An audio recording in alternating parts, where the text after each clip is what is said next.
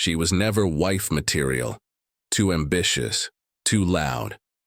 That's what he told his friends before marrying someone safer. Now he's standing in the crowd, watching the woman he left open a center in her own name.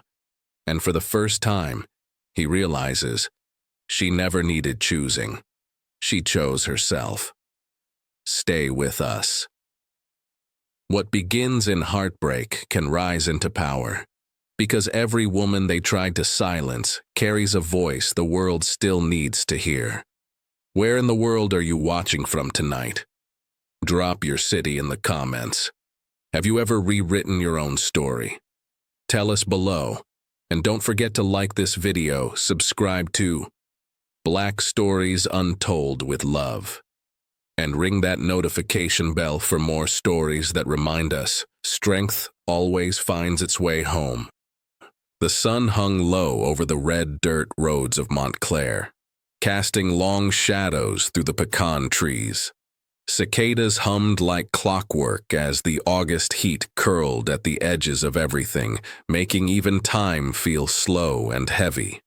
Gwen Robinson stood barefoot on her grandmother's porch, fingers wrapped around a sweating glass of sweet tea, watching the moving truck across the street load the last of the Wilsons' furniture. She was 17. Brown-skinned, sharp-eyed, with cheekbones she got from her mother, and a mind that refused to shrink to fit the town's borders. That summer she wore her hair in a crown of curls, wild and defiant. Her college acceptance letter to Spelman was pinned to her bedroom wall. Everyone in Montclair said she was going places. But today, none of that mattered. Because Aaron was leaving. He stood on the other side of the street in a crisp white polo and clean khakis, the kind his mother always pressed for Sunday church. He laughed at something his father said, but it didn't reach his eyes. Aaron had been Gwen's best friend since 3rd grade. They rode bikes to the creek, studied under the old oak near the library, whispered dreams into the stars when the world was too loud. But all summer, something had shifted. Gwen had begun to feel it in the way his hand lingered a second too long when he passed her a pencil in the silence between their conversations. She knew what it was. She just hadn't said it out loud. Until today. She stepped off the porch slowly, her bare feet sinking into the hot gravel. Each step felt like it might shatter something inside her. She had planned the words all night, rehearsed them like a monologue. Aaron, I think I love you, or at least something close, something honest. But halfway across the street, she stopped. There, beside Aaron's car, stood her, tall, blonde, effortlessly composed, a girl shaped by tennis lessons and debutante balls, Aaron's fiancée. Gwen hadn't believed it when the whispers reached her last week, but now she saw it with her own eyes. The ring, the way the girl rested her hand on Aaron's arm like it belonged there, the way he didn't flinch. Gwen turned back before anyone saw her. She walked home slow, each breath thicker than the last. Her chest burned, but she refused to cry. Not here. Not for him. Inside, her grandmother hummed an old gospel song while snapping green beans at the kitchen table. Gwen sat across from her, silent. Her tea had gone warm. Later that night, Aaron drove past her house one last time.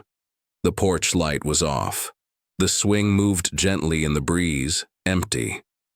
He thought about stopping, about explaining, about saying goodbye. But he didn't. And Gwen, lying awake in the dark, listened to the hum of his engine fade into nothing. Atlanta did not welcome her with open arms. It watched her first.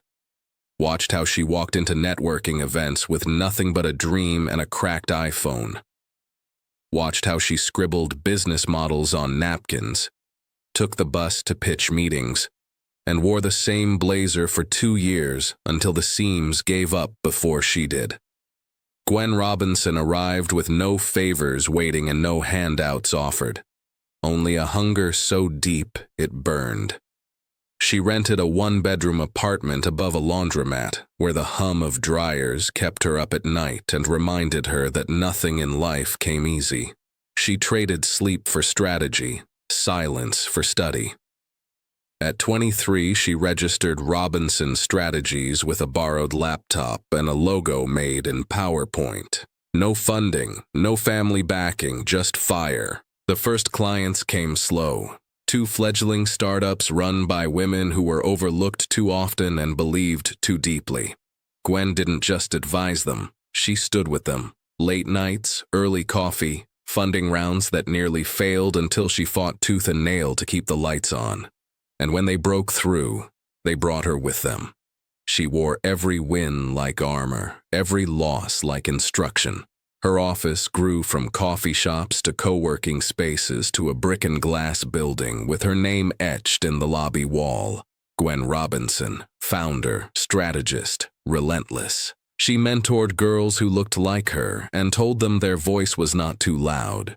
She trained interns who were told they didn't belong and watched them rise into rooms where their names used to echo only in jokes. She learned the language of capital but never let it change her tone. She dressed in sharp suits, braided her hair tight on Mondays, and let it flow free on Fridays. Power was knowing she could do both and still be taken seriously. Power was bringing her whole self to boardrooms that used to count her out. She never raised her voice, but when she spoke, the room listened. While Aaron Wilson chased mergers and golf tournaments, she built an empire from margins. His name rose on press releases. Hers rose in reverence. Sometimes she would see him in headlines. Managing director. Keynote in Zurich. Divorce finalized. The old ache stirred only briefly, then dissolved beneath deadlines and the faces of founders who depended on her. Gwen no longer waited for invitations. She made her own tables.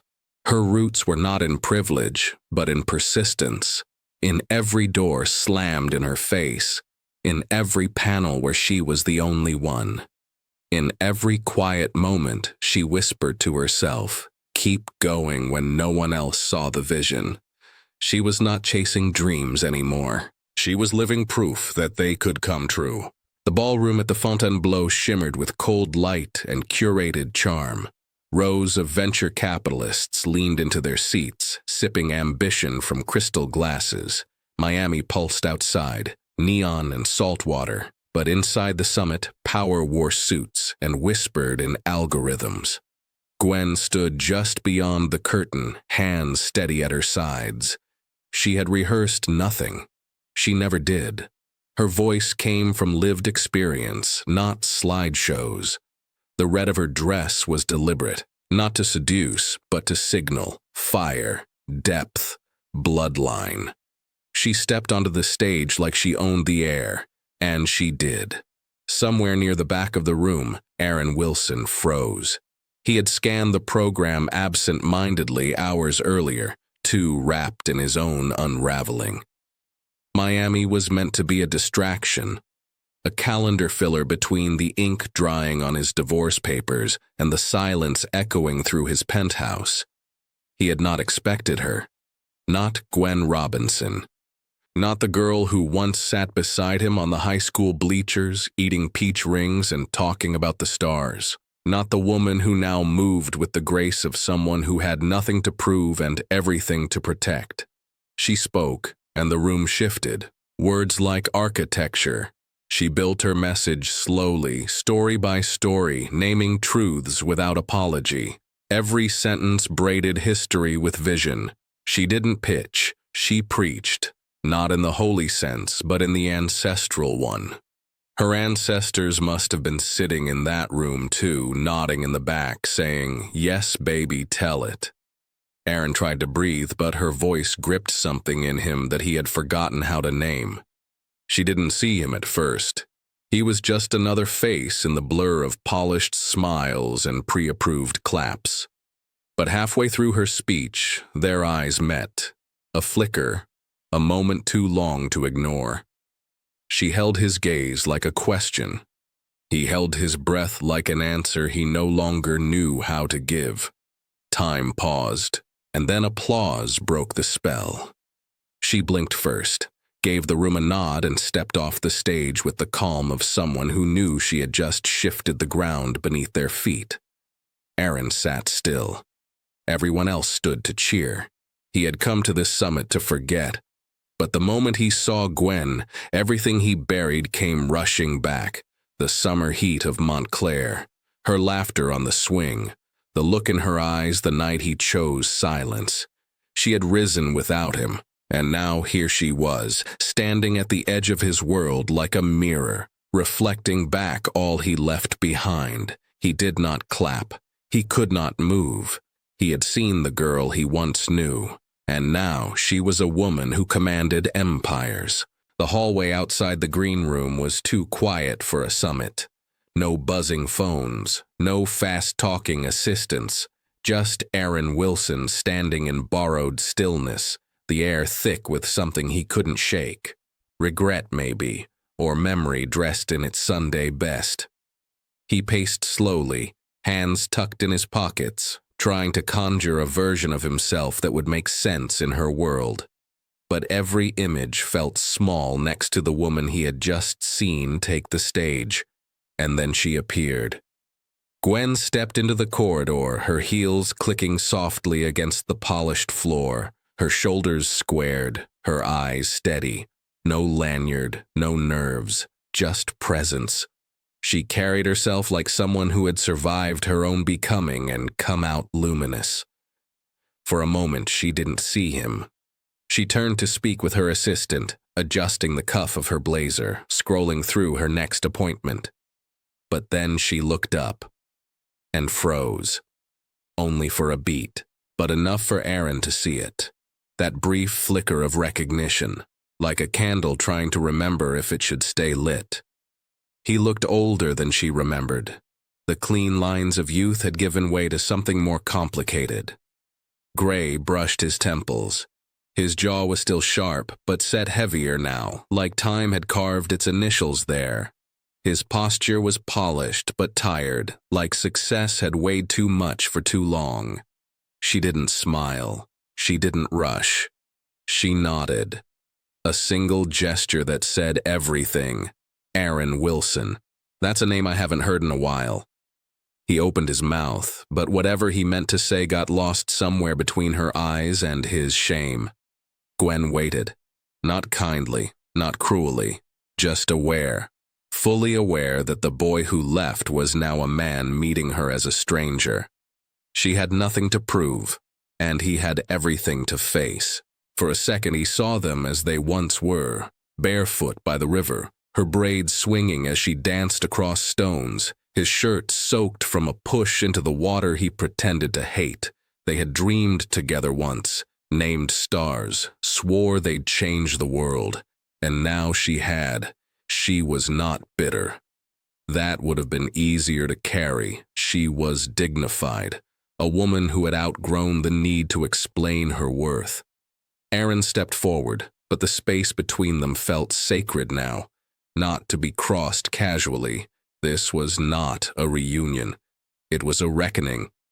He searched her face for softness, for invitation, but all he found was grace, a quiet, towering grace that did not shrink from memory.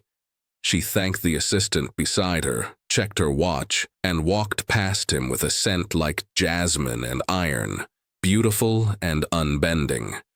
Aaron watched her go, not as a man watching a woman, but as a man finally seeing the empire he once dismissed as a detour. He had once been her horizon. Now he was just a page in her history. The cafe was quiet in the early morning. No jazz, no chatter, just the low hum of an espresso machine and the soft clink of ceramic meeting wood. Gwen chose the corner table, her back to the wall. Old habit. You learn to sit where you can see everything, especially when the past walks back in with a pressed shirt and a crooked smile. Aaron arrived 5 minutes late but carried himself like he meant to be early. He looked around until his eyes found hers. She did not stand to greet him. He sat. Between them sat more than time. There was the summer he left without a word, the years she built without him, the silence that felt louder than any goodbye. He ordered a black coffee. She had already finished hers. He began gently. Casual words, nervous fingers.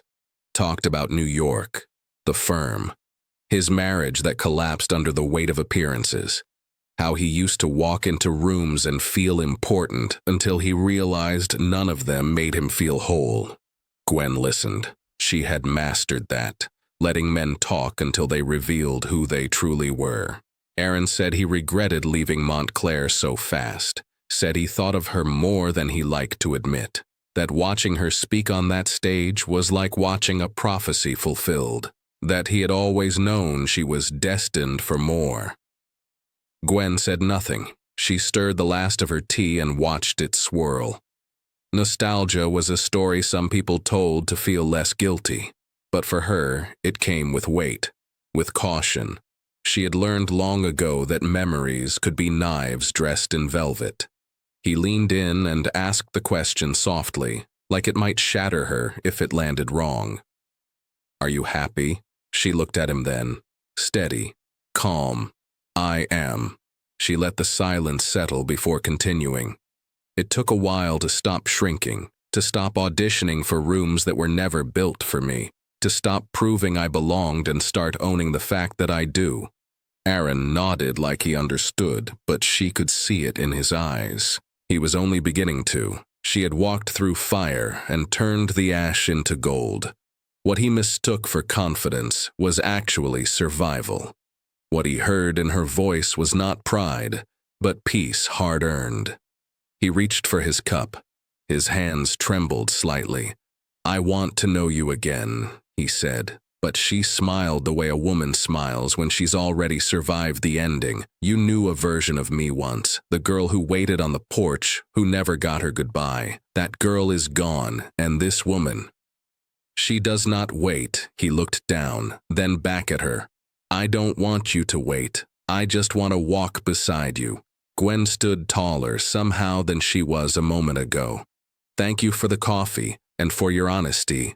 But my life, my joy, it's not something you arrive late for." She walked out into the morning sun, head high, heart unbothered, and for the first time in years, Aaron Wilson knew what it felt like to be the one left behind. The invitation came wrapped in linen paper and polished language. An evening of impact, it read. A cause you care about, it promised. Gwen Robinson turned it over twice before slipping it into her planner.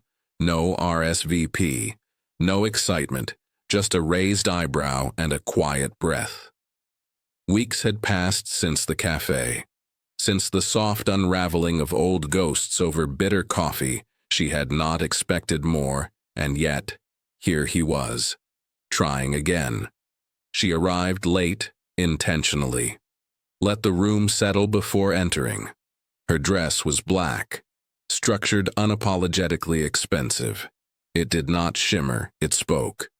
The venue was all glass and gold trim, old money in tailored tuxedos, white smiles offering curated wine and curated concern.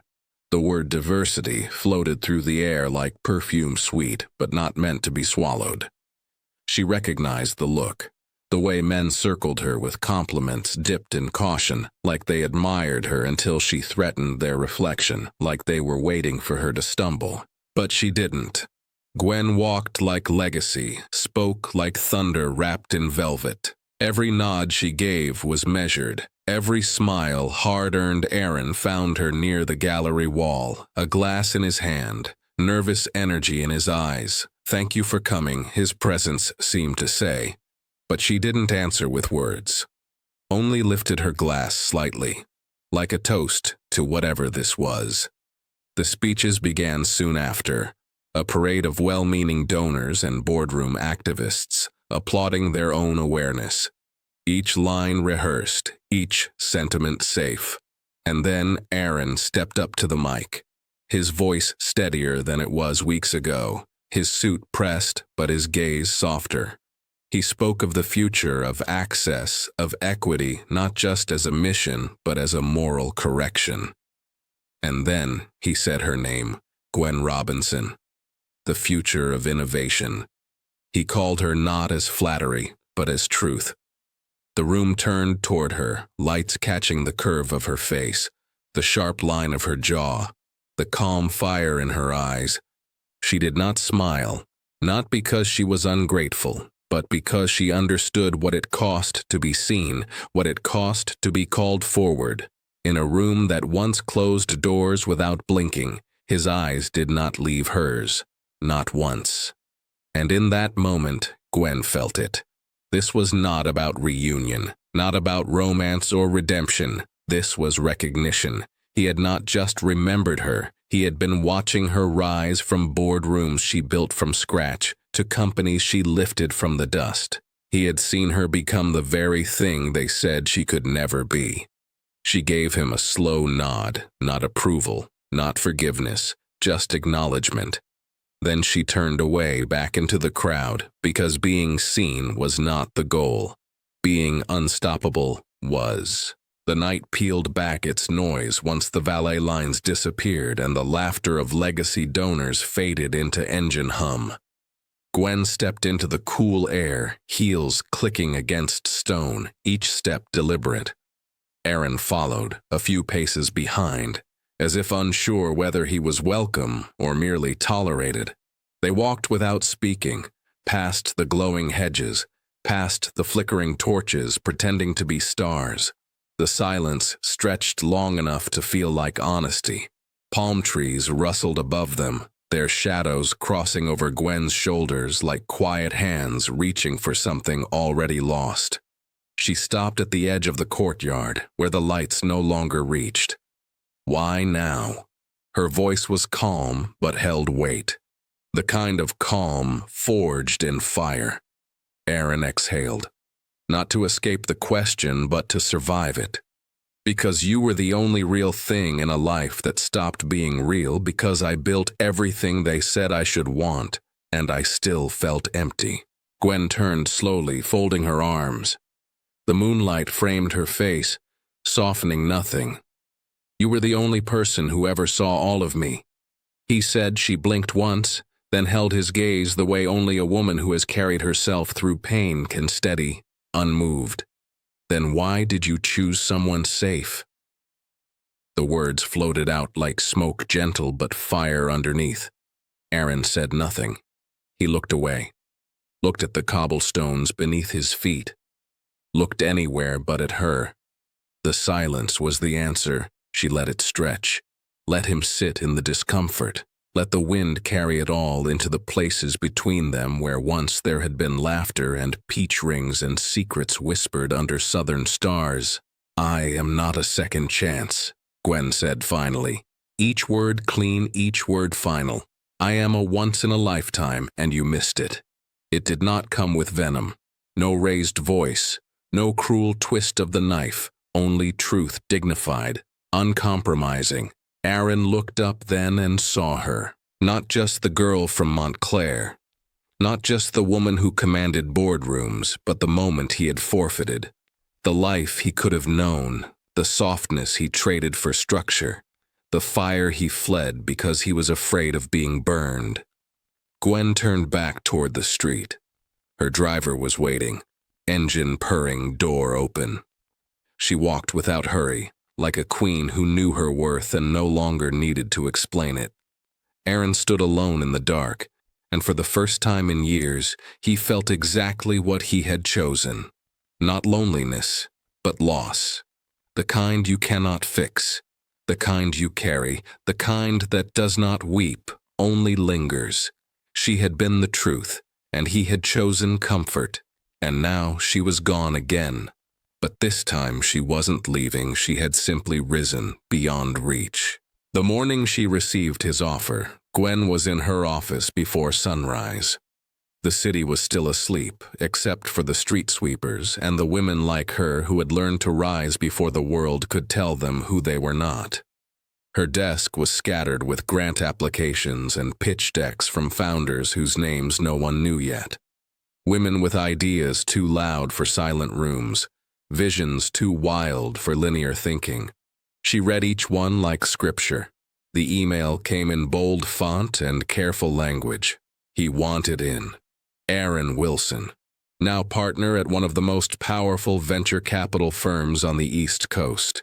He offered capital influence reach but not control. Not this time. She closed the laptop gently and let the weight of it sit in her lap. The offer was generous, impressive even. But that wasn't the question. She had learned to ask better questions. Whose name goes first? Who makes the rules? Who sets the table? Who gets to speak? And who gets quoted when it's all said and done? When they finally met that afternoon, she chose the place. A quiet cafe tucked in the back of a Black-owned bookstore. No press, no optics, just brick walls and the smell of paper and resilience. Aaron arrived in tailored navy but without a tie, like he was trying to unlearn the uniform. He sat across from her and waited. She let him speak. He always spoke first. He talked about shared values, about timing, about wanting to support her work. She listened, then leaned forward slightly, voice low, eyes steady. This isn't about rescue. Aaron stilled. She continued. You don't get to show up now with your checkbook and conscience and call it partnership. This isn't about guilt or reparation or even redemption. This, she said, is about respect. If you want to be part of this, then let it be real. Not savior, not spotlight, not your firm's next diversity statistic. I'm building a fund led entirely by Black women, real operators, real founders, no mascot energy, no puppet strings, no headlines that read supported by but never built by. You want in, you match our terms, you listen more than you speak, you back us, not frame us. Aaron didn't interrupt, he nodded slowly, humbled, not just by the proposal, but by the posture of it. The clarity, the refusal to bend. He agreed. They signed the deal 3 weeks later. No fanfare, no staged photos, just ink on paper and a new blueprint for power. The press tried to make it about him, but the story did not hold because every headline kept returning to her name. Gwen Robinson, founder, visionary architect of a fund that didn't just redistribute money, but rewrote the language of investment itself. She stood at the launch event in a white suit, braids pulled back grace in every step. Behind her stood 10 Black women, each a force, each holding the future in her hands. And in the corner, Aaron watched quietly, no longer the center, just a man who once walked away from greatness and now had been invited not to lead, but to follow, not out of mercy but merit. The night was warm with the kind of quiet promise that wrapped around the city like silk. Rooftop lights flickered above the skyline, soft against the velvet sky. A jazz trio played beneath string lights, and the hum of conversation floated like incense through the air. Gwen stood near the edge of the rooftop, her name echoing through champagne flutes and curated speeches. Forbes had called her one to watch, but they were late. She had been worth watching for years. The world was only now catching up. She wore ivory, not white for purity, ivory for power, for memory, for all the times she had walked into rooms built for less and made space for more.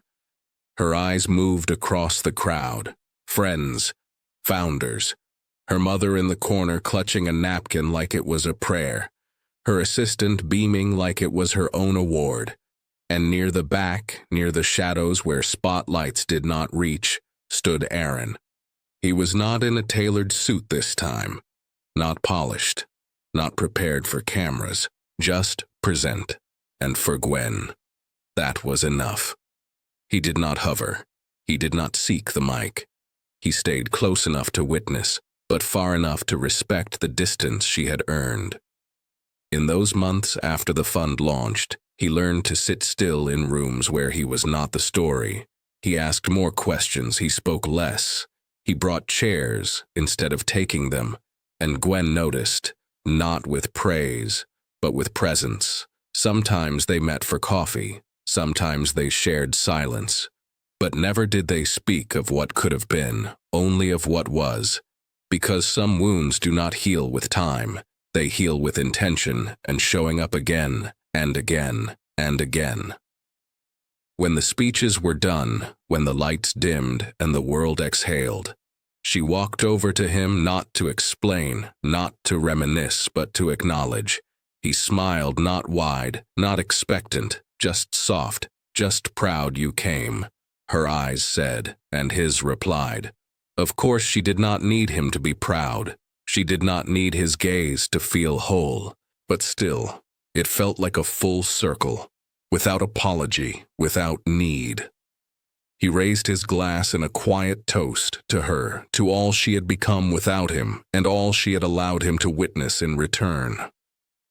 That night, as the rooftop emptied and the stars reclaimed their place, Aaron sat alone for a moment longer, the music fading, the applause long gone, and he understood something he never did before. Love does not always arrive in the shape of forever. Sometimes it arrives as respect, as presence, as being granted a seat, not at the head, but near enough to see the whole table. She had built something sacred and let him see it, not because she owed him, but because she no longer owed anything to herself. The sun rose slow over Montclair, painting the schoolyard in gold, the same yard where Gwen once sat on cracked steps, sketching futures no one else could see.